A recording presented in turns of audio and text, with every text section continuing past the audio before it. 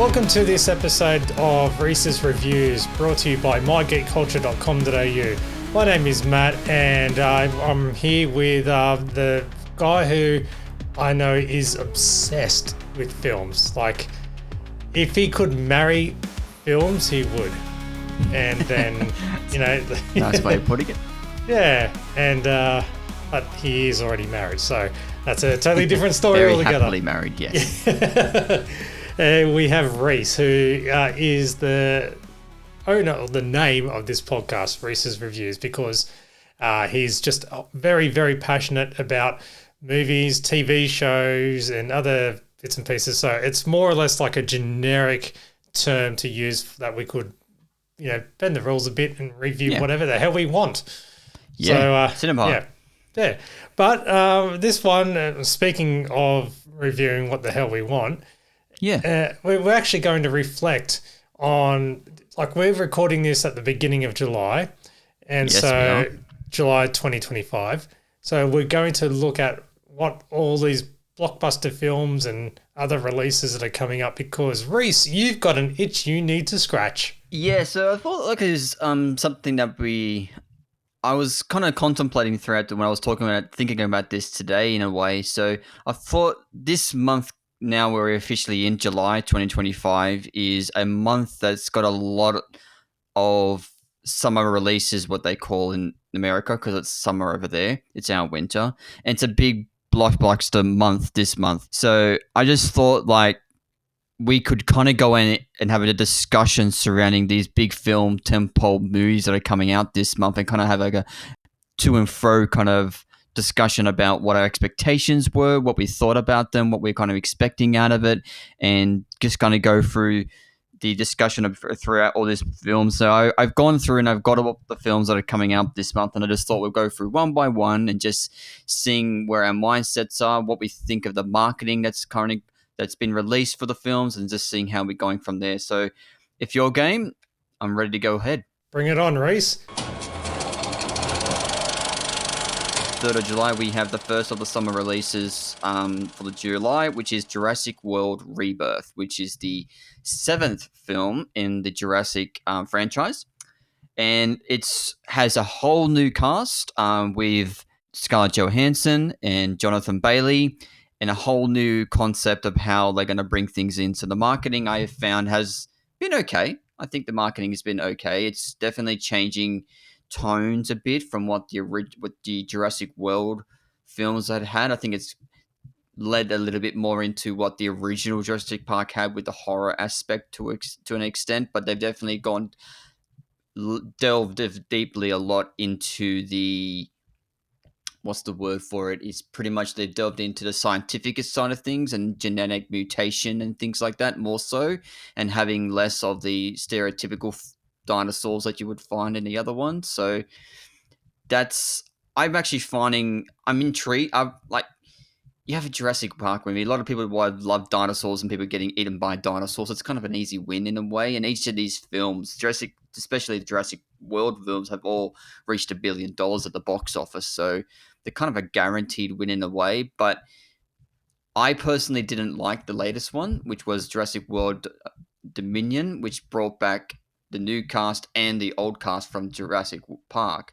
I actually didn't like that film as much, but that's still made over $1 billion. So people just love dinosaurs, and people getting eaten by dinosaurs. So, well, I'd say that because of Dominion, it's all the old school, the original crowd. So that, Sam Neill, Jeff Goldblum fanatics, right? Yep. It's pretty much, it was like the family movie where as growing up as kids watching the original Jurassic Park, and then when Jurassic World came out, the kids who would be watching Jurassic Park when it originally came out would have children as well by then. Yep. So therefore, it's kind of blending things together to make it a family movie. So you're getting covering the Jurassic World for the children, and then getting the Jurassic Park nostalgia for the adults. Yeah, that wasn't my favorite as well, but it's like they tied up the loose ends to kind of intertwine and join it together. So. But I think it's because became such a hit and they realized, oh, there's still money in this franchise. That's why they've done Rebirth. It's like, okay, well, all those characters have come to a natural end. Now, where do we go from here? And when they made the announcement of Rebirth, I thought, I'll still see it, but it's not going to have the heart and soul of the original Jurassic Parks, I think. Oh, that's what I believe. Yeah, I don't think you can get too much of that in retrospect of that. Like, the fact that this new one, they've said Rebirth, and they've taken it in a way, like, it is a continuation of the saga. It's not a reboot. Otherwise, they would have just called it Jurassic Park or like those kind of things. But it's a rebirth, but it hasn't been that long since we had Dominion. So they've definitely banking on the franchise's appetite to the audience with wanting to see dinosaurs. Blu-ray box set, with all 6 movies in it. And then in the complete collection, every time I see any box set now that says complete collection, I call bullshit. Yes, I because do that now too. I have to. I'm going to be a completist, and I've got what they call the Skywalker saga of Star Wars, which is episodes 1 to 6, and then when they brought out the sequels, you're like, well, that's technically the Skywalker saga too. Even though we do not talk about majority of those sequel trilogies because everyone has their opinions and they can keep their opinions, and that's so perfectly fine. They can do whatever they want with that. But when it comes to Jurassic World, it's just like, these franchises, if they're gonna make a certain amount, if they meet their expectations, if they exceed them in any way when it comes to the box office, they're gonna keep banking on that point. So that's it'll stumble down the path of the Fast and the Furious franchise where they'll just keep going. So it'll be Jurassic or J7. They've already had 2 Jurassic 2 Furious, and so forth. So that's pretty much Jurassic World Rebirth. So that comes out July 3rd. So that's the first one. And who's that directed by? That isn't it directed by Colin Trevorrow as well, who also did Jurassic Park 3 and no. So Jurassic World Rebirth is made by Gareth Edwards. Oh, okay. So that's who directed Gareth Edwards. So if anyone knows Gareth Edwards, he directed Rogue One, a Star Wars story. He directed the new version of Godzilla that they released in 2014. He also directed. Wait a minute. If he's directed Rogue One. Mm-hmm. That's a good standalone Star Wars movie. Oh, it's the best Star Wars film they've made since the original trilogy. Yeah, outside of the Skywalker saga. So, yeah, absolutely. So in other words, okay, that might convince me. But so I have expectations when it comes to him as a director because 3 of his, I didn't love the Godzilla movie he made, but I like the fact that he brought it really as a thrilling kind of thrill film at that point. But I love his other 2 films of Rogue One and a film he released in 2023, which was The Curator, which is a fantastic low budget sci-fi film, which you will be surprised when you watch it, the budget that he had, how much he was able to accomplish. So I'm just intrigued about how he's going to bring that essence to Jurassic World. So I got that expectation there for that. So that's to that point as well. I think the next thing on the agenda is July 5th. Now, this is a film I have not liked the marketing for whatsoever. The trailers make it look so bad. It's so horrible. I don't want to spend too much time on it. It's the rebranding of Smurfs, which is the new animated film.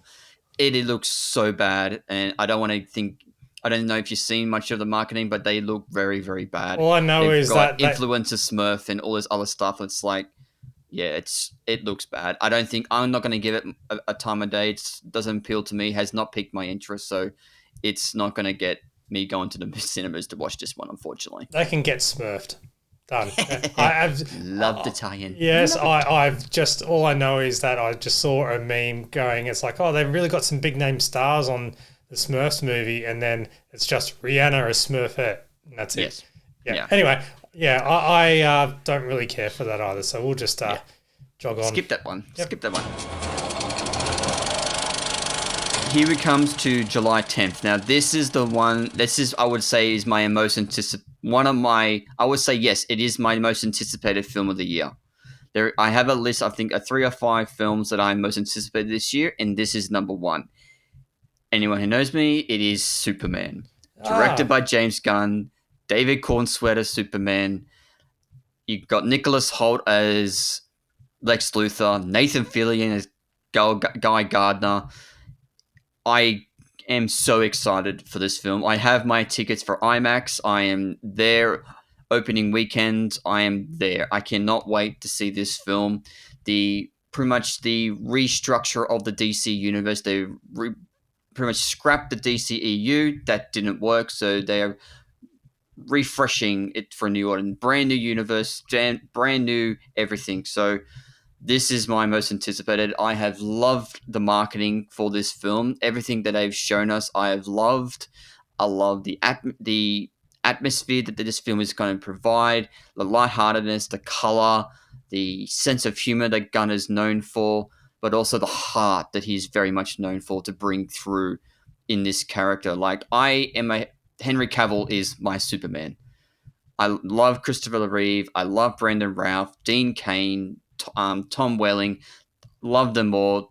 Tyler Hoechlin. I love them all. George Reeves, yes, absolutely. Before Christopher, it was George. Absolutely. I do agree with you in that one. But Henry Cavill was my Superman. I love what he did with it.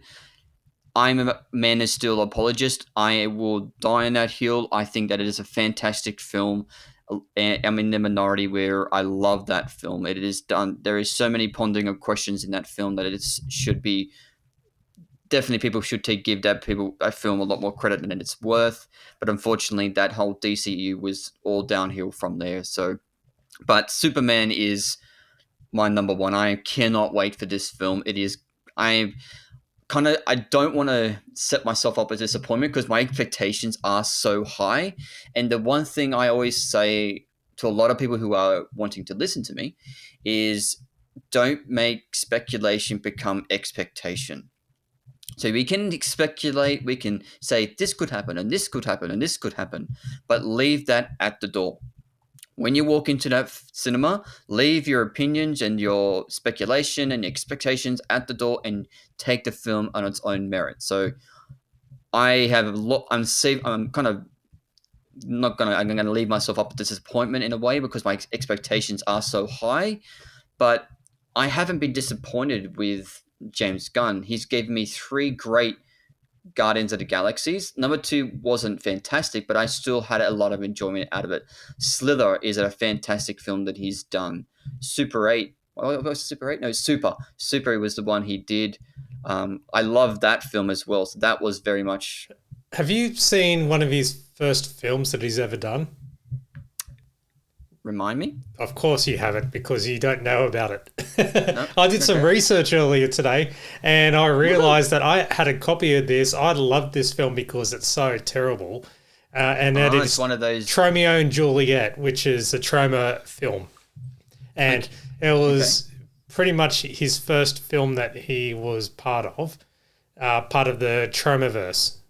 Okay. It's so freaking dated, and it is like, obviously if you know the Troma world, it is purely meant to be bad, low budget, and everything else because they're the guys who did the Toxic Avenger and all that. Yeah. Okay, yeah. So and Class of Nukem High and Sergeant Kabuki-Man, NYPD, and they also got the rights to Trey Parker and Matt Stone's first movie, Cannibal the Musical. And but James Gunn got his start through Troma films. So when you see any like gore or, not cheesiness, but when you watch anything from his past in regards to that, like Tromeo and Juliet's really fucked up. Like it is like it's a horrible film. So it's so bad it's good. One of those films that's so bad you can't help but like it. Well, I imported it from the US years ago. Like I'm talking about when, I'm talking 2001, 2003. Like around that era, and I love those films. And when I was trying to show my friends to watch it, they go, "What the hell's this?" And then They just didn't get it because it's like it's a bad movie. It's meant to be terrible. It's like The Room. Yeah. Oh, exactly. Yes. Hi, Reece. But Hi, Mark. yeah. So, but that is James Gunn's early works, and if you ever watch that, then you can see elements of his style throughout his career. So I wonder if there's going to be anything in regards to Superman. I did realize this when it first came out, but I only was reminded about it recently when I went to Supernova. But James Gunn did the screenplay for the live-action Scooby-Doo movies. Ah, yes, which were filmed on the Gold Coast. Yeah. Yes. So I was going, huh? Oh yeah, I remember that, and I went, that was very, very neat. So, but yes, so Superman is my number one. What's your anticipation for Superman? What's your thoughts about it? Where's your anticipation level for it, and when are you going to see it? I'm seeing it as soon as because I don't have a disposable income. I can't really afford to go to the movies a lot. Not saying that you have one, but it is. It's called rewards points. Yeah. Yeah, it's a thing where I've got to make the effort to do it. I am looking forward to seeing it. The trailers, the teasers, like everything. I've been on it from day dot, especially when they had Crypto, the dog. And Crypto. Yeah, which is based after his actual dog. Yeah, James Gunn's dog. So that the whole thing where they've teased it enough, given enough flavor, or like a bite-sized entrees. They're given enough entrees for the audience to dig in and take the main course. And then and it is the way that they've done it. They've given it enough not to give it away, including having all the cameos or the appearances of all the characters. Like, say, Green Lantern and all that. But, like, everything's, like, a lot of it is speculation with certain things, you know, what they're doing. But at least you know that they're going to be in it. Even if it's only just for a few seconds or a couple of minutes or whatever, it's going to be freaking huge. So... a lot is riding on this. So, the start of I don't say it's rebranding, but it's a reboot. It's a reboot of a brand new universe. Well, honestly, it is going to be. If it screws up, then the problem will be Warner Brothers. A lot of things are banking on it. So yeah, the thing about everyone keeps thinking, "Oh, Superman's going to be $1 billion film." I don't think it's going to be $1 billion film. I don't think it will, because it has so much baggage. Because how badly the DCEU did. Like, at the end of it, the last film in the DCEU was Blue Beetle, which I found was a great, fun film. It is a nice little film where it's got a lot of heart, a great family you can connect to, great lead character in Sholo. It was fantastic. I thought the final movie was Aquaman 2. Was it? Yeah, that was the final one, yeah. Aquaman 2, because the final part where the post-credit scene was just them, what's his name, eating lunch. Aquaman 2 came out in 2023. So both came out in 2023. So Blue Beetle and Aquaman 2 came out, but I think you are right where Blue Beetle came out first and Aquaman came out that Christmas era point. 15th and final film from that universe, Yeah, so Blue Beetle severely underperformed and so did Aquaman 2. So that was just, you found out that the audience have given up on the DCEU. And so with that being said, they're going into this brand new rebooted franchise, a brand new universe, getting rid of all that stuff and starting anew with a brand new studio. DCU has been done. James Gunn is the head of the creative side of DC. They've got Peter Safran as his partner there doing the logistics and the business side of things. So a lot of things are banking on this film. So I don't think it's going to become $1 billion film because they have so much baggage on it because everyone has given up on it. So if all this film needs to do, for one, it needs to be great. People need to walk out saying, that was fantastic. What's next? I'm looking forward to what's going to happen next. It needs to have that positivity coming out of it. That way, when we go on to the next feature film, which is going to be Supergirl, it has the momentum of Superman going into that. So we can actually build that momentum and go forward from that. And then we also have the HBO series Lanterns coming out, which is a live action done by HBO, which HBO is the gold standard. They will create a series. There is a 9 times out of 10 it's going to be fantastic. So that's what's banking on Superman. So as long as us having expectation of this film being great, James Gunn has a lot of riding on his shoulders, because if his film doesn't get the positivity that he wants out of it from the audience, then he's shot himself in the foot a lot worse off than he already needs to be. Well, that's why I'm saying that if it ends up being a failure in whatever way, then I would blame Warner Brothers for handling their IP, because they've just constantly, misfiring with a lot of their IP, such as as you saw, I can understand that point. Only because, when you look at the DC universe, the cinematic universe, where you see, there's the Snyder cut, and then there was another cut for Suicide Squad, not the Suicide Squad, but David Ayer's Suicide. And there's actually David Ayer's cut, and then there's this movie. We're saying that he didn't have any creative control over it. Yeah, they took a lot of creative control from. And then the fact they had to reboot it again, the soft reboot with the Suicide Squad, and it just shows James Gunn. Yeah, so but that was obviously they were impressed by that. So, but the fact is that it just shows that they don't know how to handle what they've got. Yeah, and then you've got the Batman, which how many divisions of Batman now? You had the Christian Bale Batman trilogy, which was a standalone.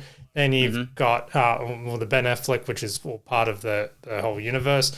But then you also have the Robert Pattinson, which they are keeping, because the good thing I find that DC and James Gunn is doing over Marvel is that James Gunn's not afraid to do what we call in the DC universe Elseworlds. So he's got the main universe that he's doing with his superheroes, which is with Superman and Supergirl and Batman Brave and the Bold is going to be. It's all going to be in one kind of universe.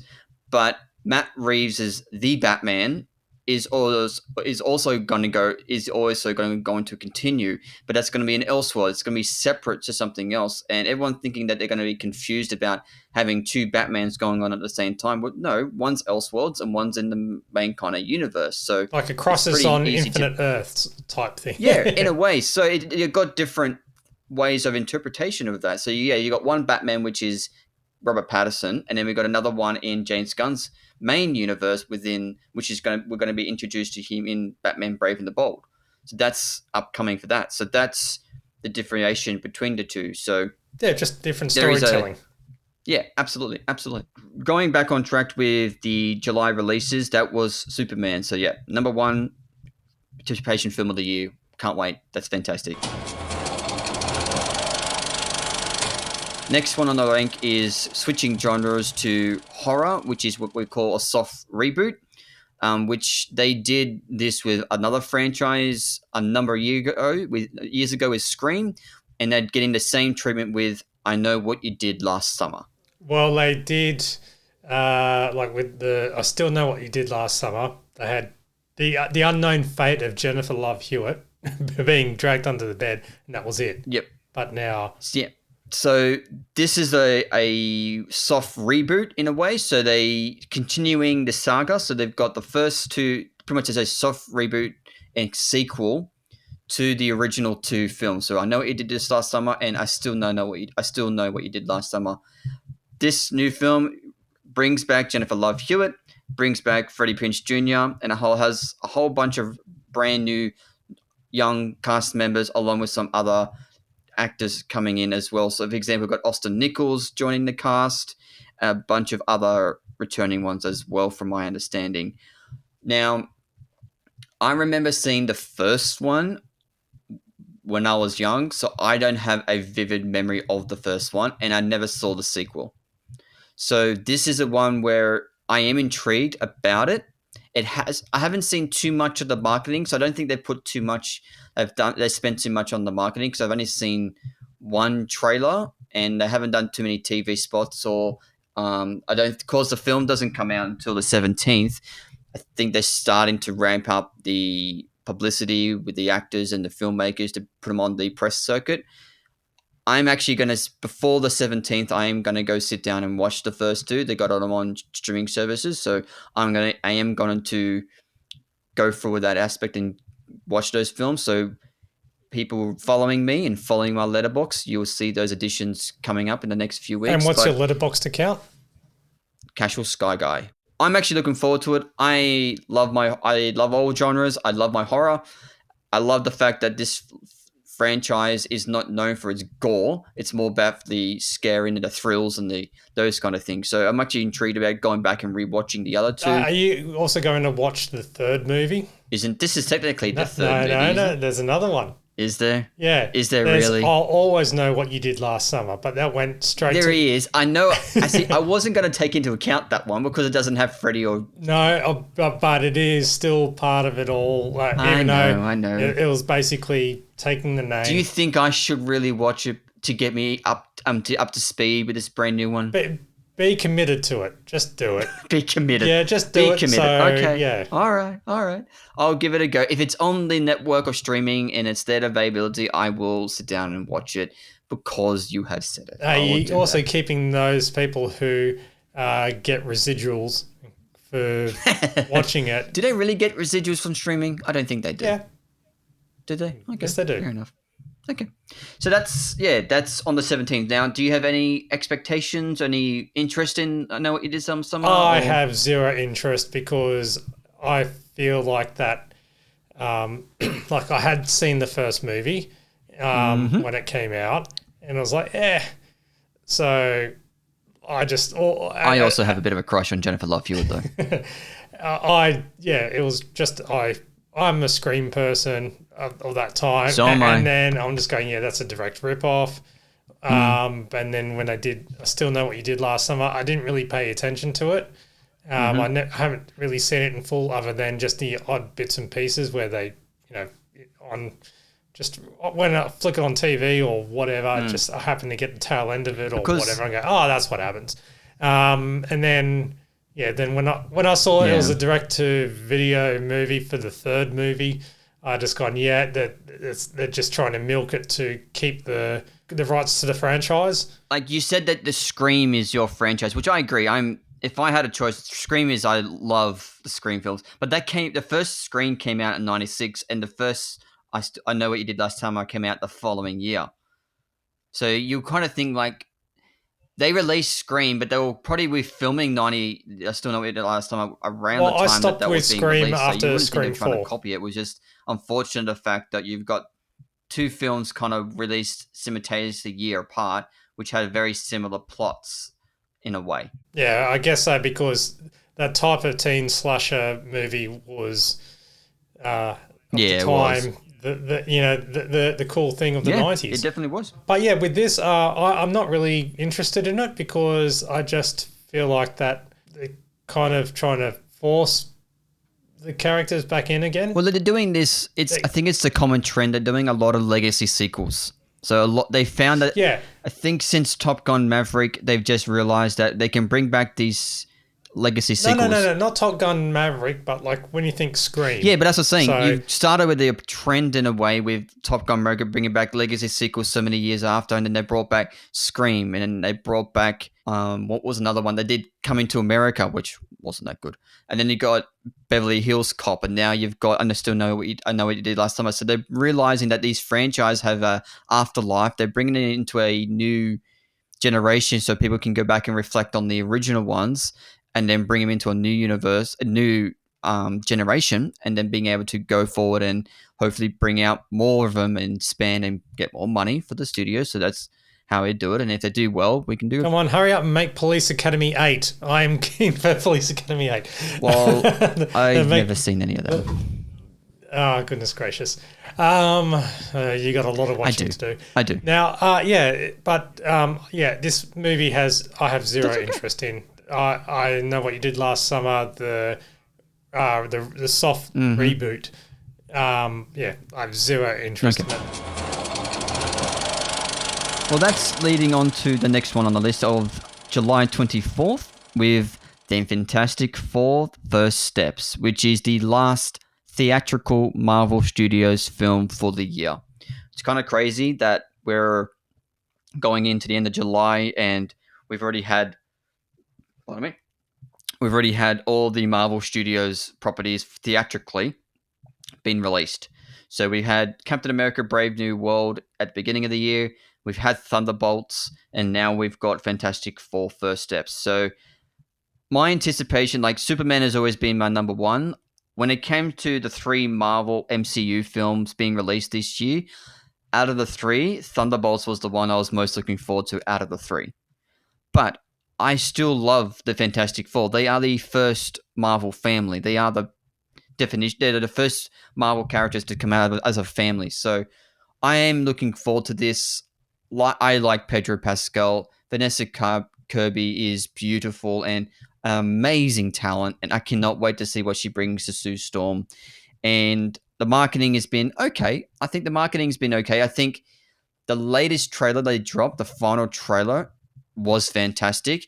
I think they should have dropped that as maybe the second trailer, because it gave a bit more of an insight into the story and the characters and how the stakes of the film were going to be. So I think if you drop the last trailer as a second one, more so better when they were releasing the second trailer, I think that would have caused more buzz. But outside of that, I am definitely walking into this one with semi high expectations, but it is the first Fantastic Four film done by the MCU.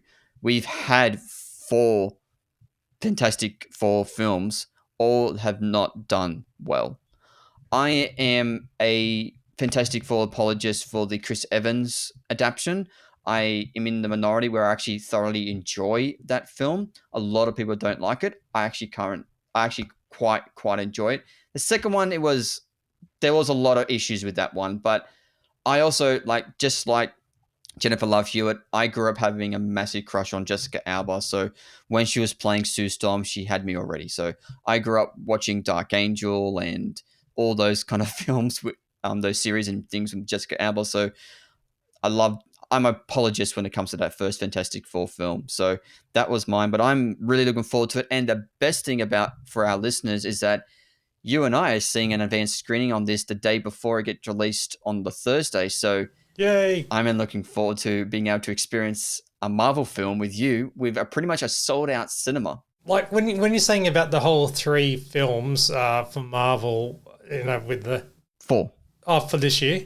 No, I was saying Fantastic Four. There's been 4 theatrical Fantastic Four films. This is technically the 5th. But on regards to Marvel. Oh, yeah, so there's 3 MCU films that have been released this year. But then again, last year there was only 1 Marvel movie that was released, which was Deadpool and Wolverine. Yes. Yeah. So with Fantastic Four being the 3rd movie, coming out quite, mid-year. So it's obviously trying to compete against the whole Superman type thing, right off the coattails of that.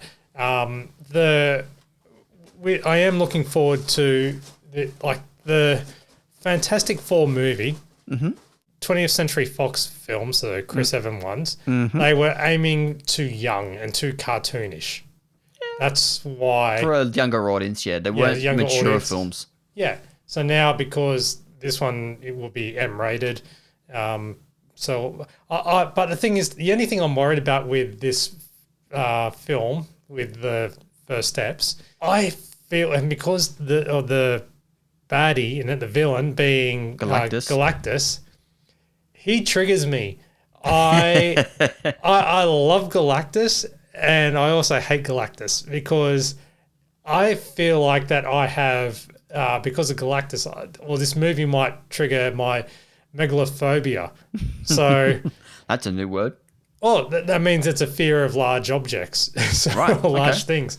And so when Galactus, when in Marvel's What If, where Galactus briefly appears in the episode, in one of the episodes, I just went, because it's just like a bit of a nightmare for me. And then the way that Galactus has appeared in Fantastic Four, it's just like oh my goodness. And what is it like with the Eternals, where the Celestials, and then it's just freaking me out. I'm going, I think I've got a bit of megalophobia. So it's it's when it's something like that, and it just causes me some fear. So I think I'm going to be freaked out watching this movie which Don't I am worry, looking mate. forward You're to. going to have two heroes. You're going to have two people right next to you who'll be right there to help you through it. It's all good. So, yeah, I am looking forward to this. I am a big fan of Pedro Pascal. Yes. And the whole thing, it looks like it's typical sense of humor. I'd say, though, that the whole thing is definitely set in the multiverse, like another part of the world. Yeah, they're leaning in it because, this is not the 616 universe that we know. It's a different... It's set in the 70s, but in a futuristic 70s in a parallel universe. So this is where the whole thing, don't let speculation become expectation. Everyone's speculating that by the end of this film, it will lead into... Because this is the last film we're getting. Actually, I correct myself. Now they've done the release date change. Our next Marvel film looks to be Spider-Man Brand New Day.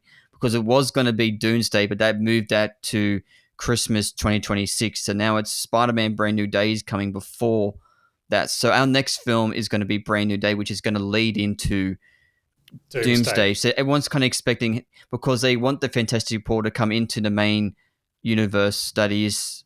I have to, because they got the chairs in the trailer. Well, the trailer kind of sets that up that Mr. Fantastic Reed is figuring it out multidimensional travel, and so things like that. So that's all in the pipe. This is the great thing about when you come to this kind of genre. There's so much speculation, there's so much fun you can have, but like I've repeated myself, which listeners, I apologize. Speculation, not expectation. So we can speculate as much as we want, that's our right as fans. We can speculate as much as we want.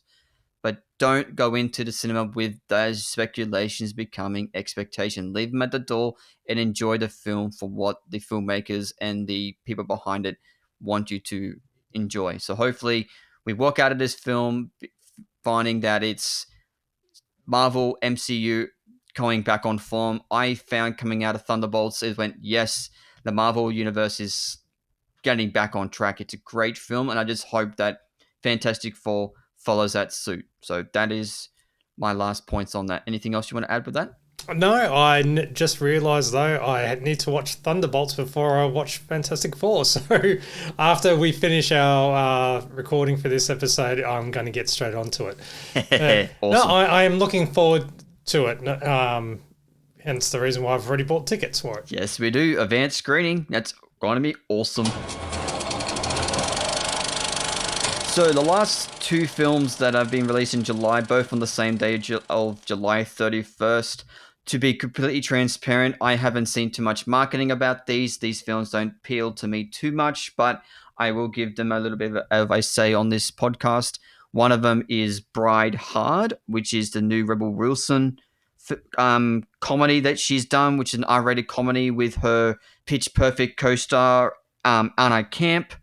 I've seen the marketing. It looks like a very badly constructed, raunchy, not raunchy, but a kind of R-rated comedy, which a lot of the jokes looks like they're forced and not really good. So it hasn't... Well, what thing has to happen with marketing is that it has to take your enthusiasm for a film and punch it up a little bit, kind of give you that extra kind of buzz to going, yeah, I'm actually intrigued. I want to see what happens, and I'll go and watch the film. And unfortunately, with Bride Hard, none of the marketing that I've seen has piqued my interest to go to see it. So, fortunately, sorry, Rebel, I know you are an Australian, but this film has not piqued my interest enough to go see it.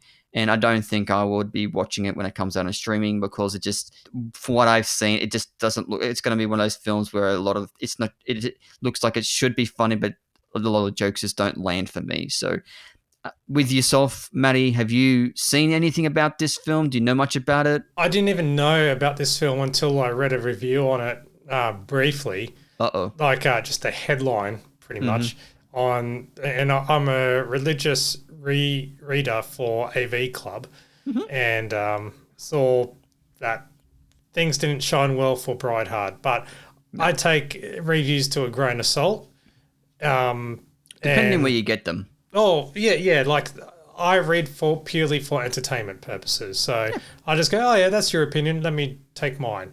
That's a good thing because I listen to a lot of podcasts and a lot of YouTube panels and things like that. So I take different opinions. There's I think there's 3 to 4 main ones that I listen to via the YouTube at the Stratosphere kind of thing. Yep.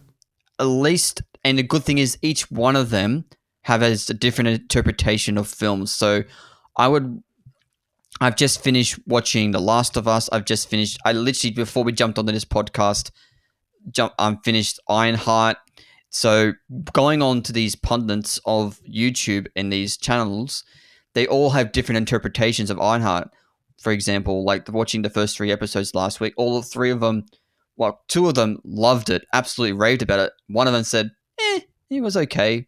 Wasn't as bad as I thought, but it was still okay. Not a waste of my time. Another person goes, it was a bit of a hit and miss kind of thing. And that's what I love about different reviewers and things like that. You can take on their points, but don't let their thoughts become your own in a way, which sometimes can be very hard. So that's Bright in that.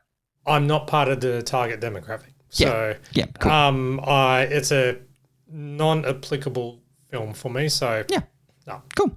The last one is a horror film called Together. I've seen a trailer for it. It hasn't grabbed me. This is a film that has Dave Franco and Alison Brie. They're married. Damn. I like Alison Brie. So this is a film done by starring them two. It's a horror film-esque in a way. It is rated R in America, so it'll probably be rated MA or R here. Yep. So I haven't seen too much in the marketing. It hasn't really grabbed me in a way, so I don't know too much about it. It's a psychological body horror kind of film, so I'm very hit and miss when it comes to body horror kind of. Even though I love my horror, body horror is a subgenre of horror where I've kind of, it's very hit and miss. Like this last body horror I watched was what was it? Subvergence, wasn't it? It was called The Substance. I didn't like that film. The only reason why I watched it is because it was getting so much award buzz surrounding Demi Moore and the Oscars and everything. So I watched it. I understood her performance, but I watched that film and I didn't like it. It was just like, it was so out there. It's a bit outside of my range in that point. But this has a different similar point in that one as well. So that's just me. Have you heard anything about Together? No, this being is a fan of Alison Brie? This is the first time I've heard about it. Okay. But I've liked Alison Brie because she was in my favourite show, Community. Yeah. Yeah. So which I'm waiting for. Every Community fan still waiting for the answer on the Community movie, whenever that will happen. Anyway. If you hold your breath on that, you're going to pass out. Yeah. I don't know. I'll probably just catch it on the streaming service when it becomes available, to be honest. Yeah. Okay. So that's the theatrical. Anyone who's listening, if any one of those films has piqued your interest, you like them, if you have any expectations, please leave a review and comment, all that kind of fun stuff. Yeah, feel free to email us too at info@mygeekculture.com.au. Theatrical is film. Like that, if you want a film to be released in theatrical, that is the definition of a film. Putting film straight to streaming, I think it disheartens. I think that it shows that the studio kind of says that they don't have too much faith in their film if they're putting it straight to streaming, if they're not going to give it a theatrical release. But I thought there was a few films that I should at least mention that are being released this month on streaming. So, for example, as of this recording, the 2nd of July, we're having 2 films released. One on Prime Video, which is Heads of State, which is Idris Elba and John Cena, where they play prisons, where they get lost together and they got to things. This movie looks like it be one of those things where it could be so bad because the trailers look how bad it is, or it could surprisingly be where the marketing's being really bad, but it can end up being really good. So I'm hoping for the latter, where the marketing's not being great. The trailer makes it look like it's very campy and not really good, but I'm hoping I'll actually walk out going, actually, that was actually really good, and the marketing was actually done very badly. So that's my point as well for that. So have you even heard of Heads of State? Nope. Okay. It's the first time I'm hearing about it. So cool. No worries. Yeah. Well, maybe put on your radar. Second one today was The Old Guard 2, which is Charlize Theron's new franchise on Netflix. So Yeah, I did enjoy the first movie. how great was that first one? It was a nice surprise hit. Yeah. So Do you think, like, I don't know if you have the same opinion about me, but I find that Netflix films, 99% of them are crap.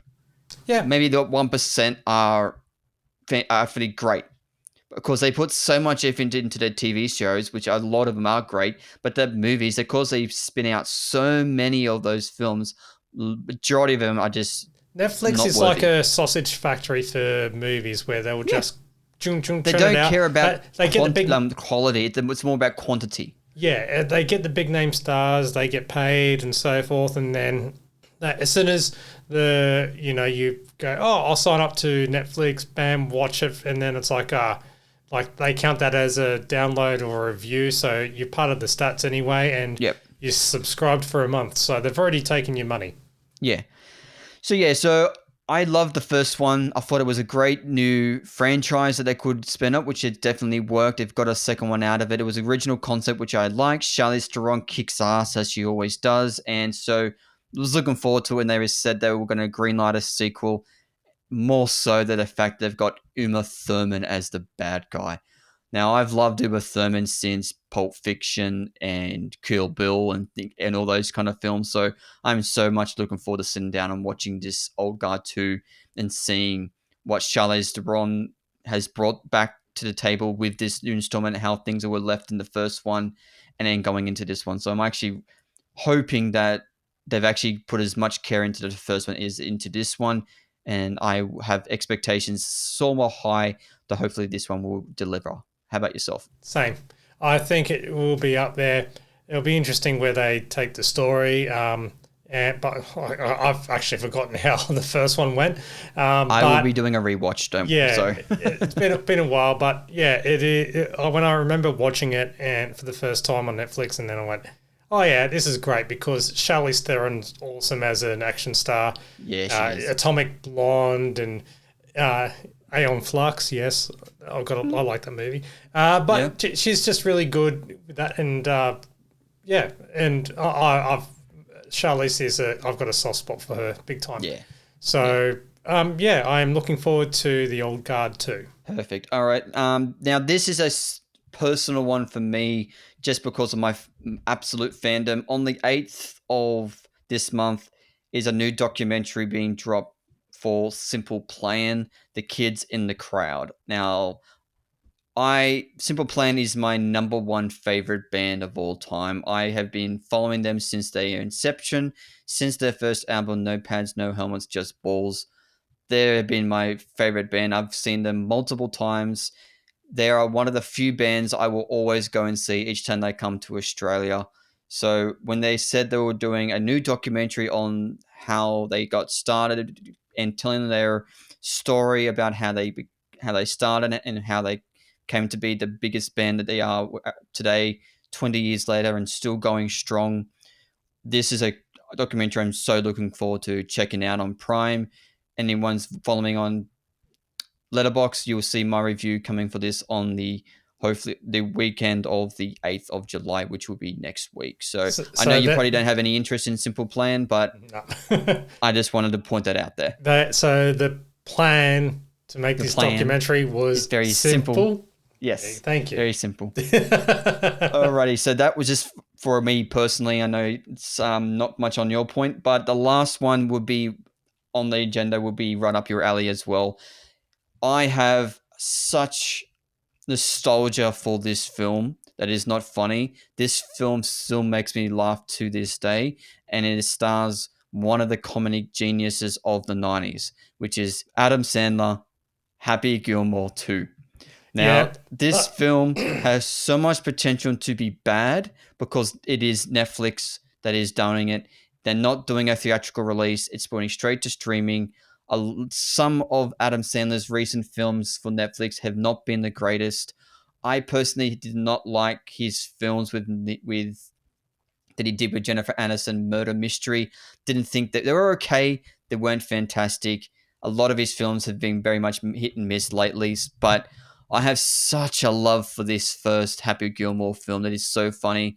So even though I have high expectations, but at the same time, I also have expectations it's not going to be great because the marketing for it has been okay, but not fantastic. I haven't not watched the marketing going, I'm laughing my ass off, but I am still going to go into it with an open mind, leave my expectations, in this instance, on the couch floor in my cinema room, in my couch, and just try and go into it with an open mind and see what the sequel has. Because, like I said, this is another one we were just talking about, a legacy sequel. It's been so long since the first one, and they're bringing him back. They're bringing back Julie Bowen. They're bringing back Shooter McGavin, and they're tying a lot of things in. So rest in peace, Carl Weathers. Unfortunately, he's not with us anymore, so he can't give us a little stomach cameo, but I think they're going to honor him in some way in this film. So I am looking forward to it. I'm hoping that they don't disappoint us. I hope it has some nostalgia point as well and brings back some old-fashioned Sandler comedy that he's known for in the 90s. So can I make a prediction with this film? Go for it, buddy. Because I think the trailer pretty much told the entire story if you just read in between the lines for it all. And that okay, very this is simple probably going to be potential spoilers, I don't know. But if I predict it, then well you can't really give a spoiler warning because it hasn't been released yet. So you're giving your speculation. I'm giving my speculation. Okay. Speculation warning in 3, 2, 1. I think Virginia is dead. And hold on. She's dead. That's Julie Bowen. Julie Bowen's character. Yep.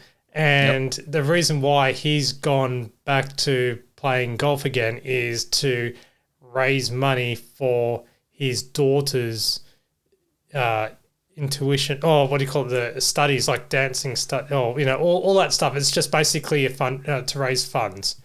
And so he can send his daughter to school. I think Virginia has passed away. The child, who's now a teenage daughter type thing, and Happy has sunk into a depression, and therefore he's just thrown everything out the window, like he's thrown his life out. And Hal L is like a counselor to bring everything back, and so that's why Happy's gone back to golf, because he needs to raise money again and to support his daughter and keep the spirit of Virginia alive. Because when you watch the trailer again, there's just certain things when the Virginia is on the screen and no one's really reacting around her. And then when she's together in the family portrait, it looks like that it's a portrait that Happy's looking at and daydreaming. And that's why he's going, I've gone to my happy place type thing. So it's a good theory. Yeah. I can see and it's more or less way, that all the cameos and all that, they're playing the sons or relatives of the ones who have passed away. So and it'll be so funny if Drew Carey popped up and had a fist fight with Happy Gilmore, because Drew Carey is replaced Bob Barker. Yeah. Well, this film we've already know there is the list of cameos in this film is so great, from Travis Kelce to Eminem.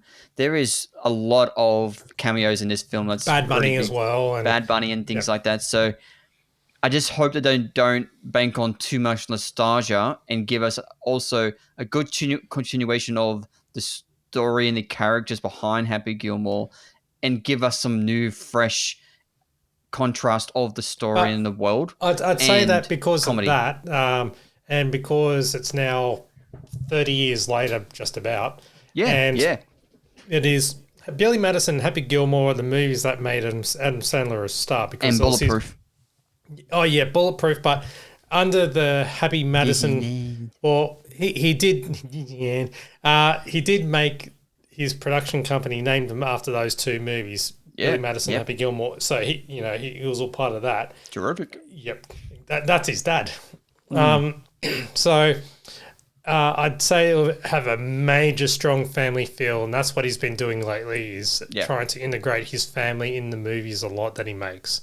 Yeah, so absolutely. That way it's like, oh, the amount of times his daughters or Jackie, his wife, is always in a lot of the movies, no matter what. They're in every film. Yeah. She's in every film. She's always in there as a cameo. Yeah, but with his daughters now are making more and more of appearances. So I'd say that it'll be that family feel. And then when you watch Happy Gilmore too, then it's like meant to be a whole family movie, not like a stupid teenage comedy, which... I hope they don't drop the ball. I've got some expectation for this. I had the same expectation when they were going to be releasing the new Beverly Hills Cop Axel F, and I got what I wanted out of that. It wasn't as funny as the other ones, but it had a good story, and it was worth. Well, they had to kind of make up the fact that the third one was pretty shit. So I hated the third one. Yeah. Number 2 is I love the first one. Number 2 is the one I always go back to. It is a step up. It is action. It is so funny. I still piss myself laughing so much in that film. It is Eddie Murphy at his best in that Beverly Hills Cop 2. Not many people like Beverly Hills Cop 2. I'm in the minority. I love it. And then when they brought out Axel F, I went, yes, it wasn't as funny, but they got a good story.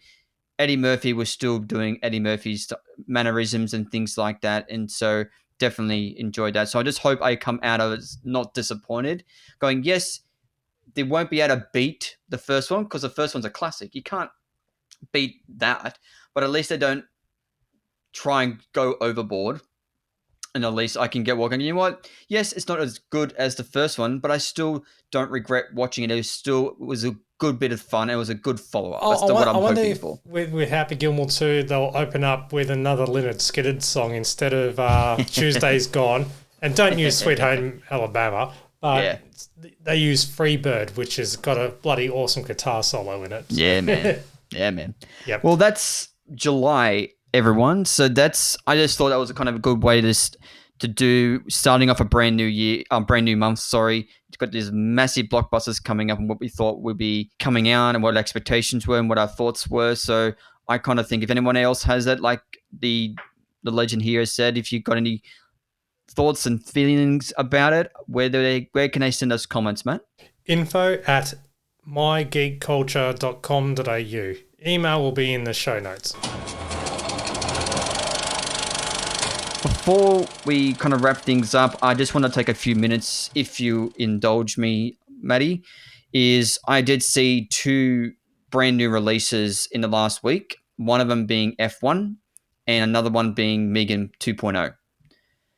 Now, I want to get the stinker out of the way first. That way I can spend a bit more time on the better one of the 2. Anyone who wants to go see M3GAN 2.0, please don't. I loved the first one. I thought it was original kind of a concept on the horrors of AI. I love to touch on that, mate. Thank you. That was a cool sound effect. I just didn't like the sequel. So the first one was great. Like I said, it had a good kind of interesting original twist on the AI and the character. Little horror film done by Blumhouse, and it was fun and creepy at times and intriguing and funny and just what you wanted for a little indie horror film, which made a lot of money. Number 2 switched genres. It went away from horror and wanted to turn it into a action comedy. But the thing about it is, it wasn't funny. And the action you couldn't really see because the director started to go all over the screen when it comes to its editing and the movements, and you couldn't actually keep up what it was doing. And I think this film was going, well, if Terminator 2 can do it, where they can switch genres, why can't we? Where you're making the lead AI of M3GAN into the hero, and they got a more superior AI in another one, and they got to fight out and that kind of stuff. So there is 1 or 2 funny lines, and yes, it does have some character development and some good character growth and things like that when it comes to the main 2 leads in the actresses, with Gemma and Katie, and with relation to Alison Williams and Violet McGrath, and M3GAN has some refreshing points as well. But overall, anyone who is interested in seeing this because they liked the first one, I wouldn't recommend seeing it. It is not worth it. If you have some morbid curiosity, you can wait to streaming. I personally wouldn't recommend to go and see it. I gave it 2 stars because on Letterboxd, because the some points were okay, so it didn't give me a 1-star rating, but at least gave it enough to boost it up a little bit in that aspect as well. So that's M3GAN 2.0. Going into the other one, which was F1. Now, this is a film I have been looking forward to. One of my anticipated films of the year, not the number one, but one of them. This film was directed by Joseph Kosinski, who gave us Top Gun Maverick. Now, anyone who likes Top Gun Maverick would like this film when it comes to the cinematography and the camera work and the editing and the drama behind the action, and all that kind of stuff is wrapped up into this film when it comes to those kind of things, what you got out of Mavericks. Now, the screenplay and the script, not strong, but you get compensated that with good characters you can relate to and you can follow the story on with, and the action is just keeps you grounded and right into the thick of it. So I thoroughly enjoyed it. I still think the film was a bit long. It could take off a good 15-20 minutes to tighten it up a little bit, but the whole thing is adrenaline grounded, pedal to the metal. It is fun, it is thrilling, and it's a good time at the movies. If you want to see it, if you want to go out and see it, I highly recommend it. It's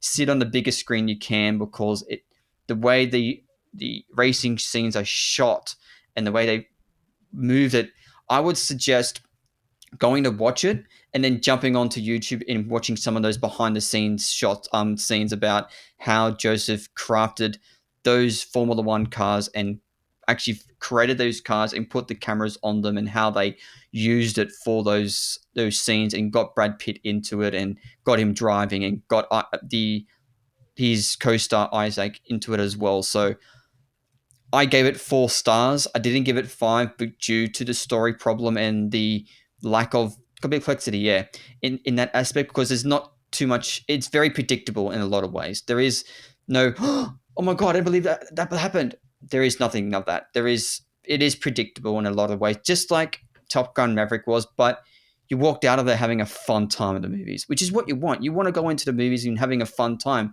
Yes, the story could have been stronger, but you're walking out of going, I had a fun time. I want to go back. And that's what you're getting out of F1. So I gave it 4 stars. I enjoyed it. I would recommend it for anyone who wants to have a fun, good time, popcorn on hand. Personally, I wouldn't go to and buy popcorn if you're going to watch this film in 4DX, because you're going to lose your soft drink or your drinks and your popcorn, because you'll be flying all over the place. But other than that, I would definitely recommend F1. So with those two in mind, do you have yourself any thoughts about F1, Matt? I know F1 or M3GAN 2.0. Do you have any? I know you probably haven't seen them. I haven't even seen M3GAN, and F1. The last indie racing car movie I saw like that was Driven. And, wow. Okay. Yeah, I have zero interest in. Take it this way. I've been told that it's basically like a commercial that Apple has decided to make. It is marketed that way. I saw this film with my wife. She's not a racing person. She doesn't like cars. She didn't enjoy it as much as what I did, but she's not the target demographic for this film. She's not a racing car driver filming that side of things. So she was still impressed by the camera work and certain things after I explained certain things when she compared it to other style films. Like we recently watched Gran Turismo, which both of us loved, and she started comparing the two. And when I started explaining the cinematography and the camera work, she started seeing the big differences between. She actually had to change a tune a little bit when it comes to the camera work, but the story and everything else was a bit of a lagging point. I actually found, because I enjoyed everything else, it was a bit more higher rating than what she did, but she definitely still enjoyed it for what it was to a certain point. Her and I both still thought that Top Gun Maverick is a lot more fun, but we also have a lot more kind of adrenaline, fun, passion for jet fighters and fighter planes and things like that. We just found a lot more fun watching them on screen rather than Formula One. But I also do love the racing car scene in that point when it's depicted in films. Like I enjoyed Rush with Chris Hemsworth, directed by Ron Howard. I enjoyed Gran Turismo, like I said, one of my all-time favorite films, which was introduced to me by my father, which was Days of Thunder. Love that film. It's fantastic. So I do have appreciation for these genre of films, which don't know if you know, Joseph Kosinski, the director, was doing some press for this film, and he was saying, if you were to do a sequel to F1, would you consider doing it? And what he said has got the online community buzzing, because he said, yes, I would love to do it, but what I would love to do is do a crossover with F1 and Days of Thunder and bring in Brad Pitt and bring in Tom Cruise's Cole Trickle and bring them together. I went, you had me at Tom Cruise and Brad Pitt. Nice. Because I haven't seen them on screen since Interview with the Vampire. And I want to, that'll be so good if you can get those two together again. And I think Apple have, if this movie performs as well as it's doing, I think Apple's already said they're greenlighting a sequel. Oh, sweet. So I'm going, well, Joseph's going to get his wish if he wants to get his sequel. I just hope that, yes, would I love it? Yes. I would love a Days of Thunder and F1 sequel. Get Tom Cruise back as Cole Trickle. Get Joseph Kosinski. Maybe get Tom Cruise to play the villain. He's been playing a hero for years. I want to see Tom Cruise go be a villain again. I think that will be very, very cool, and get Tom Cruise and Brad Pitt to kind of fight off each other and as a racing duo and things like that. I think that would be very, very cool. So, but that's what's going on with that. So do you have any interest in seeing F1, even though you're not really into the scene in genre? I will probably see it again on streaming when I'm having a quiet night. So I'm not really adding much to that other than, like, even Brad Pitt, like, I don't know, the movie is just not appealing to me. Like, I don't think, like, sports films are appealing to me. But I will end up seeing it. I will end up seeing it. I understand that sports and those kind of genre films aren't for everyone, which is why when you get a film that can cross that barrier to get a film into appeal to a demographic that's not usually into that genre of films, I think the film is doing it right. And the fact that F1 is getting people interested in watching the film who are not really into, for one, not into F1, and then not into this genre of film when it comes to racing and sport, I think it's a testament to what the marketing has been doing with the Joseph Kosinski leaning into what he learned from Top Gun Maverick. Well, I think that I just don't care about the hype behind it. I'm not trying to be a snob. The hype is what's discouraging you. Yeah, I just don't care. Like, I'm not trying to be a snob or anything. I'm just not interested in it. All right, and that's perfectly fine. Maybe that is unfortunately the victim sometimes, that maybe the hype can discourage a lot of people. I have seen a lot of people who are discouraged about seeing Superman because the hype is that big. Yeah. And they're going into it so high expectations that they're going to get disappointed. So I completely understand that. Absolutely.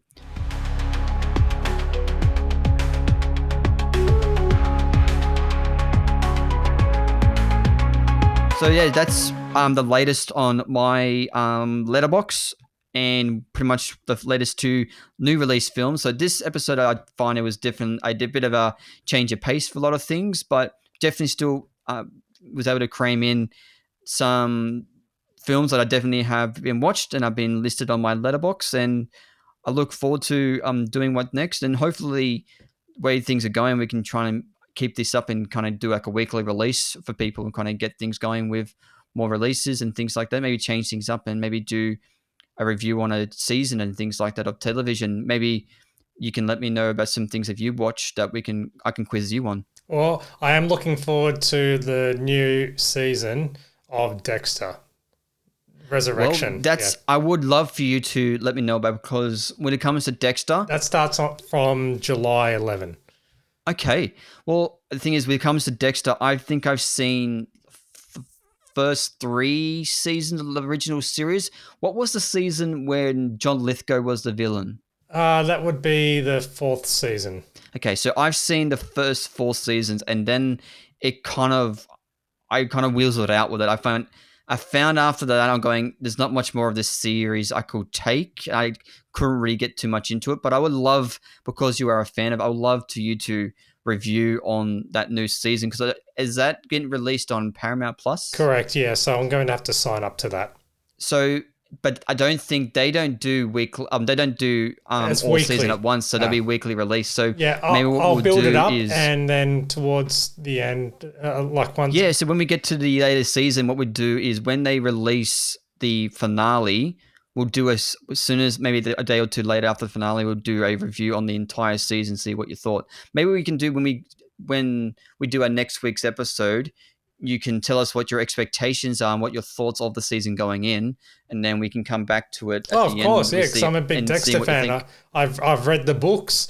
I've read all the books. I've seen the entire original series, which I got on DVD, as well as the sequel, which was New Blood, and then also the prequel, which was Original Sin, and now we've got the sequel.